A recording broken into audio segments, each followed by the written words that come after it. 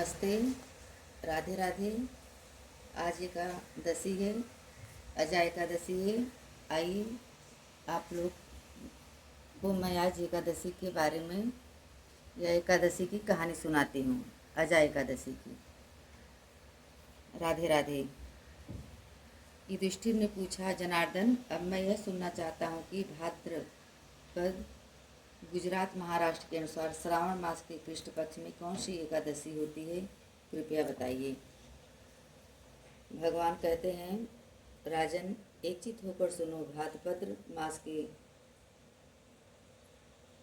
कृष्ण पक्षी की एकादशी का नाम अजा है। वह सब पापों का नाश करने वाली बताई गई है।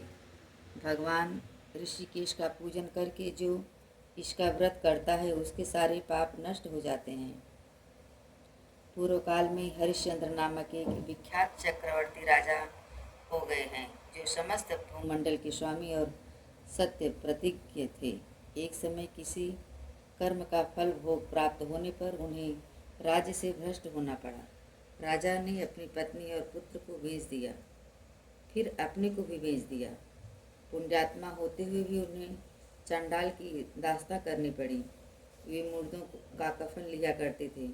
इतने पर भी नृप श्रेष्ठ हरिश्चंद्र सत्य से विचलित नहीं हुए। इस प्रकार चांडाल की दास्ता करते हुए उनके अनेक वर्ष से व्यतीत हो गए। इससे राजा को बड़ी चिंता हुई। वे अत्यंत दुखी होकर सोचने लगे, क्या करूं, कहाँ जाऊं, कैसे मेरा उद्धार होगा। इस प्रकार चिंता करते करते वे शोक के समुद्र में डूब गए। राजा को शोकातुर जानकर महर्षि गौतम उनके पास आए।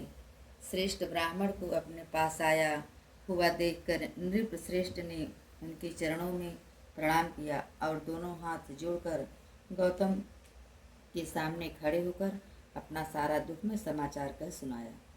राजा की बात सुनकर गौतम ने कहा, राजन, भादों के कृष्ण पक्ष में अत्यंत कल्याणमयी अजा नाम की एकादशी आ रही है, जो पुण्य प्रदान करने वाले है। इसका व्रत करो, इसके पाप का अंत होगा। तुम्हारे भाग्य से आज के 7वें दिन एकादशी है। उस दिन उपवास करके रात में जागरण करना। ऐसा कहकर महर्षि गौतम अंतर्धान हो गए। मुन की बात सुनकर राजा हरिश्चंद्र ने उस उत्तम व्रत का अनुष्ठान किया। उस व्रत के प्रभाव से राजा सारे दुखों से पार हो गए। उन्हें पत्नी पुनः प्राप्त हुई और पुत्र का जीवन मिल गया।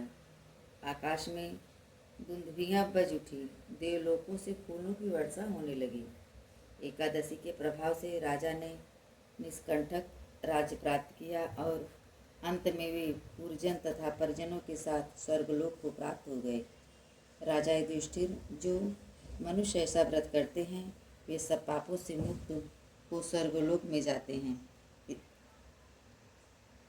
और उनको फल की भी प्राप्ति मिलती है।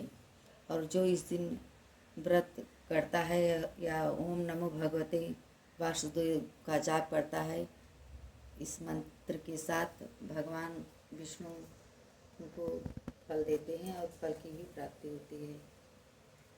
ओम नमो भगवते वासुदेवाय, ओम नमो भगवते वासुदेवाय, इस मंत्र का उच्चारण करना चाहिए। राधे राधे, राधे राधे।